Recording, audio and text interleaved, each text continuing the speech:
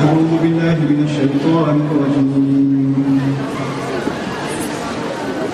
يا أيها الناس قد جاءتكم موعظة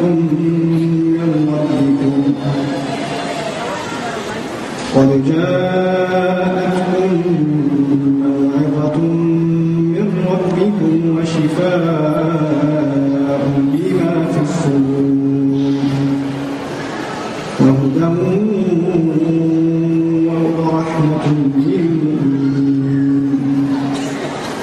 قل بفضل الله وبرحمته فبذلك فليفرحوا هو خير مما يجمعون. رب اشرح لي صدري ويسر لي امري واحلل عقدة من لساني يفقهوا قولي. فالحمد لله رب العالمين والصلاة والسلام على أشرف الأنبياء والمرسلين وعلى آله وصحبه أجمعين. ثم أما بعد. The subject of this talk is race to forgiveness. And if some of you who are not familiar with any of my work or any lectures before, I have a certain approach to when I give reminders to myself or to anybody else. And I feel as though topics themselves are great, but I'd rather let the ayat of the Quran be the topic. They are the subject. And whatever we want to say has best already been said by Allah Azza wa Jalla. Instead of coming up with or picking and choosing ayat and hadith under a topic, I would rather just let the ayat speak for themselves and then be the way for us to understand something. And even though the ayat I just recited in front of you from Surah Yunus apparently have nothing to do with forgiveness. They're not talking about forgiveness. But for me personally, I have a very personal relationship and an intimate relationship with these ayat because of my own background with the Quran and my own studies. As a young person trying to learn something about Islam, I was exposed to a lot because I was living in New York City. And New York is somewhat similar to London because you hear lots of different speakers, lots of different khatibs. I'm very, very old, so back in the day there were tapes that we used to listen to and CDs and all of that stuff. But there was one thing that captured me that nothing else ever did. There were teachers that were focused on connecting people to the Quran directly. They just wanted Muslims to have a direct relationship with the Quran.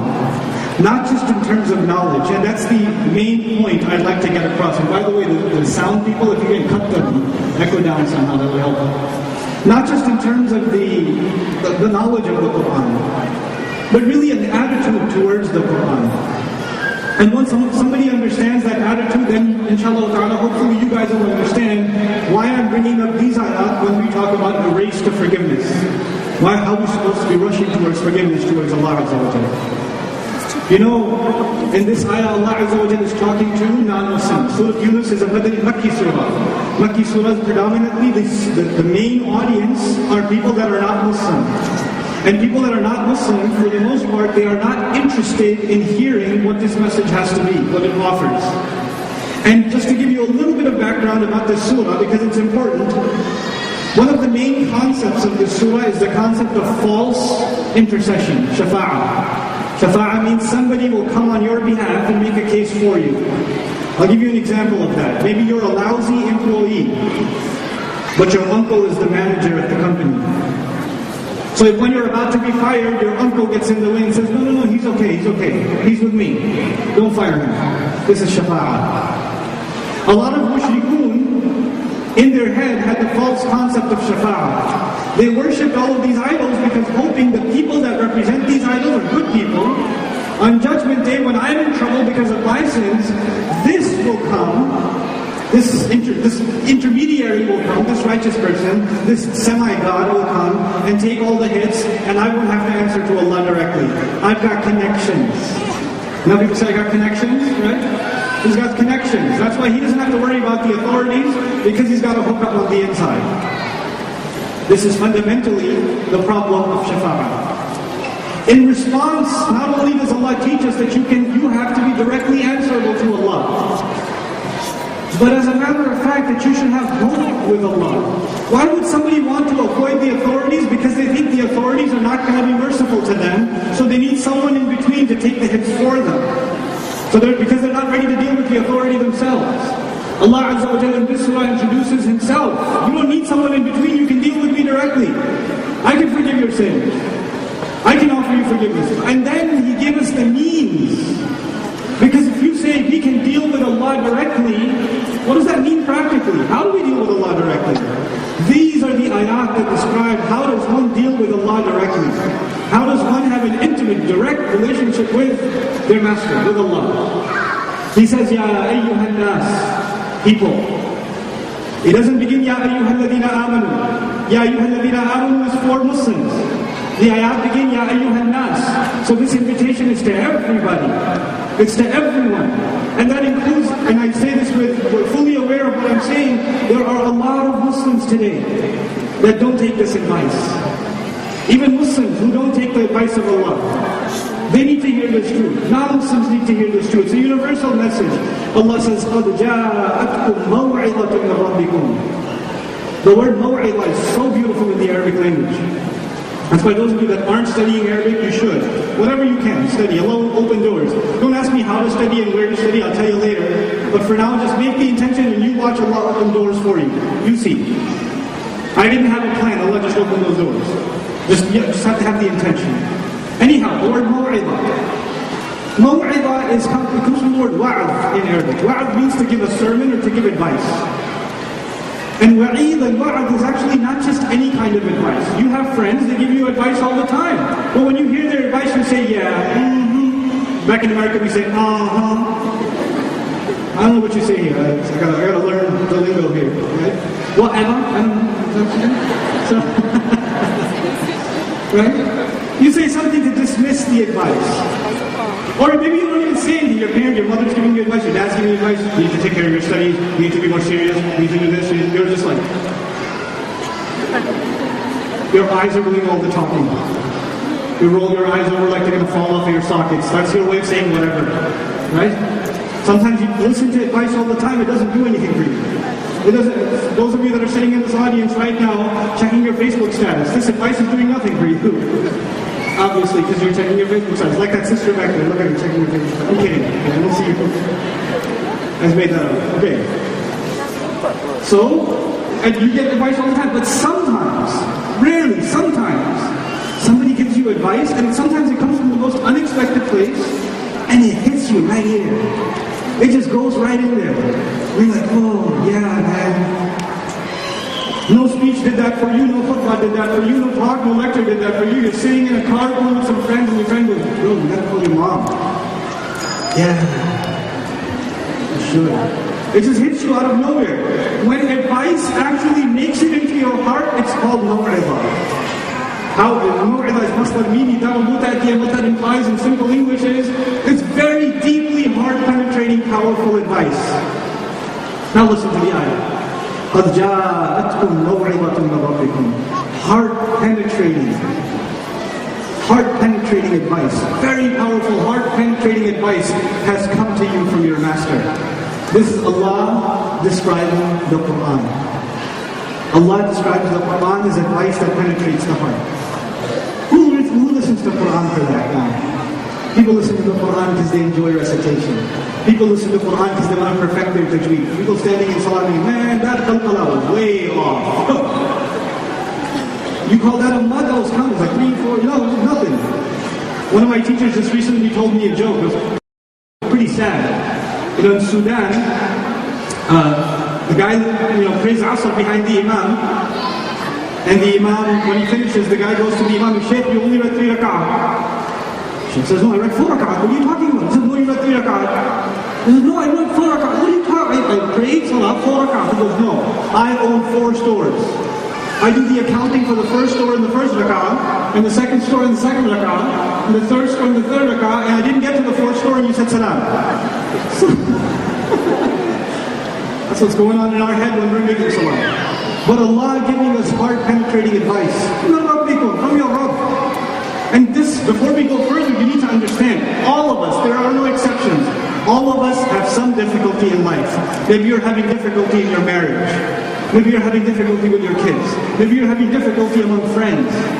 Maybe you're having difficulty at work or finding work. Every one of us has some difficulty one way or the other. Whether it's financial or psychological or spiritual, whatever it may be, there is a difficulty in your life. And when you and I have difficulty, we need someone to talk to. Someone who will comfort us. Someone who will make us feel better. Sometimes it's your friend.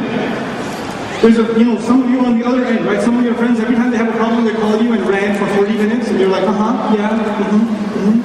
You need someone to talk to. Maybe you can't talk, you're supposed to be able to talk to your parents or your wife or your husband, but sometimes you can't, and you need somebody else to talk to. People pay hundreds of dollars back in America to talk to a therapist. When they have trouble, they can't talk to anybody else, they go to a therapist. And they'll lie down on a couch and talk for 45 minutes. And at the end of that 45 minutes, what does the therapist say? So what does that make you feel? And then they talk for another hour, and then at the end of that, here's the solution from the therapist. So how does that make you feel? Oh wait, our time's up, that'll be $700. That's not good, right? That's capitalism for you, right? When you and I need advice, priceless advice that will penetrate inside your heart comes from Allah. When you and I are having trouble, when the fathers here are having trouble, they should read Surah Yusuf. They will get heart-penetrating advice. When mothers are having a hard time with their children, when they're afraid for their children, they should read the story of Musa alayhi salam and a scared mother. When husband and wife are having trouble and your wife has gone crazy, every time you go home she throws plates at your face. First you should think, what did you do to earn that? But after that you should remind yourself there are prophets that had hard times with their wives too. There are Sahaba that have hard times with their wives too. If your husband is oppressive, he's abusive, and that's possible. He's abusive and oppressive and arrogant and full of himself, and he's just ruining your life, then you should read Asiyah's account in the Quran. It will give you counsel. It will ease your burden. It will make things easier for you. Because you'll find comfort in how those believers dealt with those situations. It's maw'idah from your master. وَشِفَاءٌ. By the way, the heart is where all of our problems are. Fear, anger, greed, grief, frustration, impatience, all of it's here. And this advice goes where? Maw'idah. By definition, linguistic definition, this is advice that goes in here. The trouble area receives the medicine. If you have a problem in your arm and they inject your arm, you have medication that attacks the problem area. What does it start doing? It starts healing that area. Allah says, وَشِفَاءٌ. The next part of the ayah. وَشِفَاءٌ لِمَا فِي الصُّدُورِ. It is a healing for whatever's in the chests. Our hearts, our chests are full of all kinds of things. That's why Allah didn't just say, وَشِفَاءٌ. He said, لِمَا فِي الصُّدُورِ. He didn't even say, لِلَّذِي فِي الصُّدُورِ. He said, لِمَا فِي الصُّدُورِ. Ma, this ism mawsul is ankar. It's more unknown. Meaning there could be all kinds of things in your heart.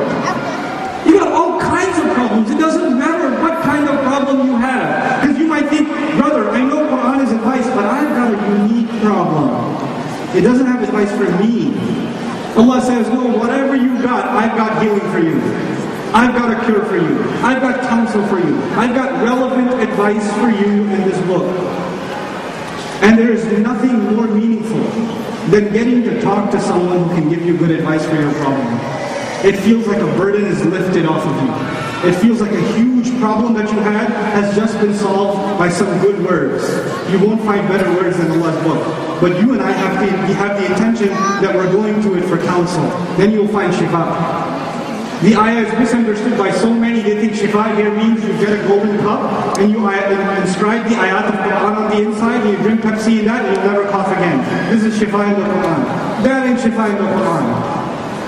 Some other people think, shifa means that you write ayat of Quran, you dip them in some water, drink that, and that's it, your allergies are finished. No. Shifa al-Nifaq al-Sudur is about the spiritual problems.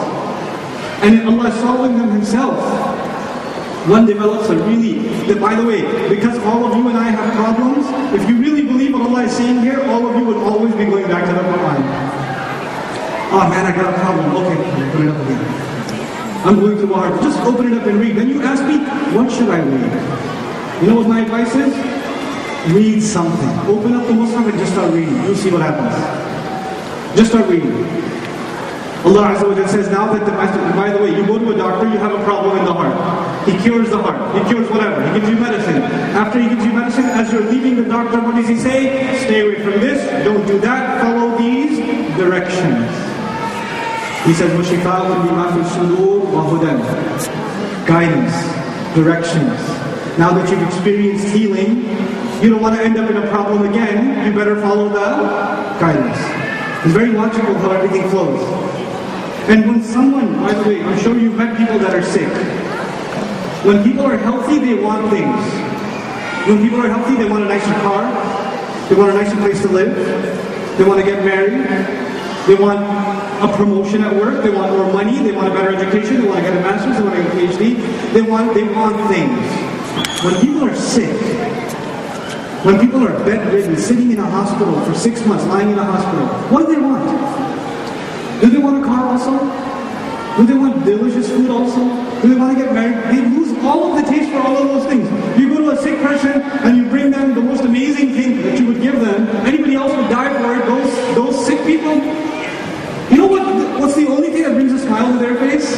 The news that they're going to get out of the hospital. They're going to get better. They're going to get healed. When someone is deeply sick and they come out of that sickness, there is no greater joy than that. That is a huge gift. Then they appreciate what health is. Allah says at the end of this discussion, وَهُدًى وَبُشْرَى وَرَحْمَةً. Mercy. Mercy. At the end of the day, when somebody receives guidance, Allah has shown them mercy. They went from a sick heart, but if it took Allah's advice, it got healed. Now it took the guidance, and now they should be congratulated for those who truly believe. You know what's beautiful about this ayah? Among the many things, the ayah began with Ya ayyuhan nas. The ayah ends with وَهُدًى وَرَحْمَةٌ لِلْمُؤْمِنِينَ. For believers.